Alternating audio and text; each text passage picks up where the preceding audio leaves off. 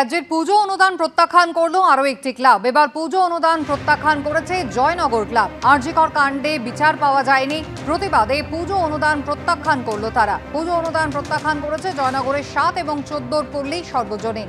রাজ্যের 1,10,000 টাকা অনুদান তারা প্রত্যাখ্যান করলো। গতবারও রাজ্যের দেওয়া পুজো অনুদান নেয়নি এই জয়নগর ক্লাব। এর আগেই পুজো অনুদান প্রত্যাখ্যানের ঘোষণা করেছে রায়গঞ্জের বিদ্রোহী ক্লাব এবং রানাঘাটের 4 পল্লী।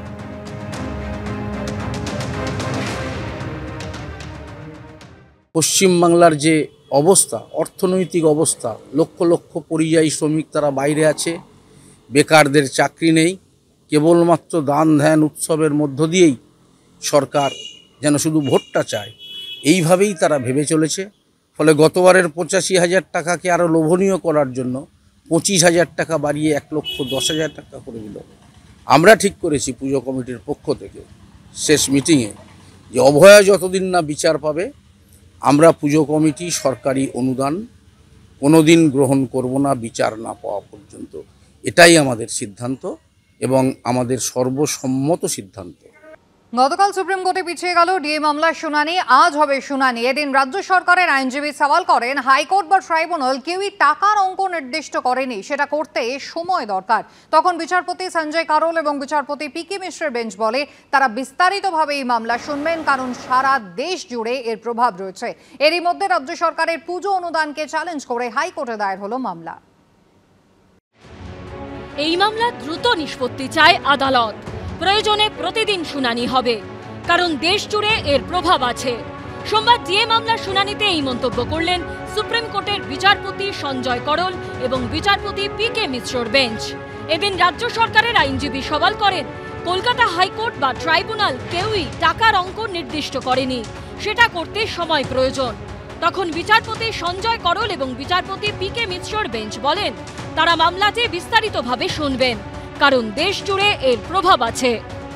আমি জানতাম রাজ্য সরকার কোনো না কোনো বাহানা করবে এবং বিচারপতিরাও সেটা ধরে ফেলেছেন, সেই জন্য বলেছেন ওসব বাদ দাও, আমি মূল মামলা শুনে দেবো। কলকাতা হাইকোর্টে যে রায় দিয়েছেন সেই রায়টা থাকবে আইনত কি থাকবে না এটাই বিচার হবে। এর একটা সামগ্রিক প্রতিক্রিয়া আছে বিভিন্ন রাজ্যের উপর, সেই জন্য তিনি বলছেন এটা প্যান ইন্ডিয়া ইম্প্যাক্ট আছে।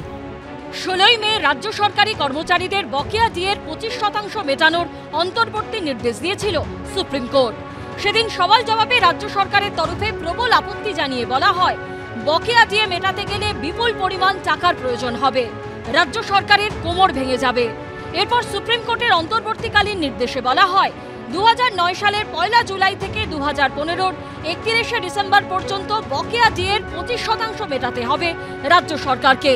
কিন্তু ডেডলাইন পেরোলেও ডিএ মেলেনি। উল্টে বকেয়া মহার্ঘ ভাতা মেটাতে আরো 6 মাস সময় চেয়ে সর্বোচ্চ আদালতে আবেদন করে রাজ্য সরকার। এই প্রেক্ষাপটে সুপ্রিম কোর্টে সোমবার বিচারপতি সঞ্জয় করল এবং বিচারপতি পিকে মিশ্রের বেঞ্চে মামলাটি ওঠে। রাজ্য সরকারের আইনজীবী বলেন, আমরা 25% বকেয়ার পরিমাণ নির্ধারণের জন্য একটি কমিটি গঠন করেছি। হাইকোর্ট বা ট্রাইব্যুনাল কেউই টাকার অঙ্ক নির্দিষ্ট করেনি, পরিমাণটা অনেকটাই বেশি। সুপ্রিম কোর্টের মে মাসের নির্দেশ অনুযায়ী আমরা একটা উপায় খুঁজে বের করতে চাই। মঙ্গলবার সুপ্রিম কোর্টে ফের ডিএ মামলার শুনানি রয়েছে। রাজ্যের মুখ্যমন্ত্রী কিসের চাপে কোমর ভাঙবে আমরা তো বুঝতে পারছি না, কারণ ওনার টাকার কোনো অভাব নেই। দেখা যাচ্ছে যে 1,10,000 টাকা পুজো অনুদান, 10,000 কোটি টাকা উনি পাড়ায় সমাধান এইসব করছেন, এগুলো তো কর্মচারীদের টাকা। কর্মচারীদের টাকা ডিএর টাকা থেকে উনি কোনো কাটমানি পাবেন না, এই জন্যে এটা দেওয়ার ওনার বিন্দুমাত্র ইচ্ছে নেই। এর মধ্যে পুজো কমিটিগুলিকে রাজ্য সরকারের অনুদানকে চ্যালেঞ্জ করে কলকাতা হাইকোর্টে মামলা দায়ের হলো। মামলা করেছি কারণ একটা ধর্মনিরপেক্ষ দেশে এরকমভাবে কোনো নির্দিষ্ট ধর্মের খাতে টাকা ব্যয় করা যায় না।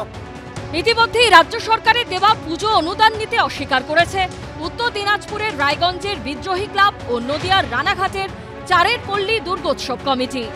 যে সরকার ডিএ দিতে পারে না, কর্মসংস্থান নাই, মহিলাদের সুরক্ষা দিতে পারে না, সেই টাকা নারী সুরক্ষার কাজে হয়তো লাগতো, ডিএর কাজে লাগতো, ভাঙা রাস্তার ঠাড়ার কাজে লাগতো, তাহলে কাজ হতো। সেই সব কাজের বঞ্চনা করে আমি এই টাকা নিলে আমার পাপ। অভয়াকাণ্ডের এখনো বিচার হয়নি। অনুদান নিয়ে মুখ্যমন্ত্রীর ছবিটা নিয়ে আমরা প্রত্যাখ্যান করেছি। ডিএ বন্ধ, 26,000 লোক রাস্তায় বসে আছে, তারপরে আমরা কোন ইয়েতে আমরা এখানে টাকা নেব, সেই কারণে আমরা পুরোপুরি বয়কট করেছি। বর্তমানে কেন্দ্রীয় সরকারি কর্মীরা 55% হারে ডিএ পান।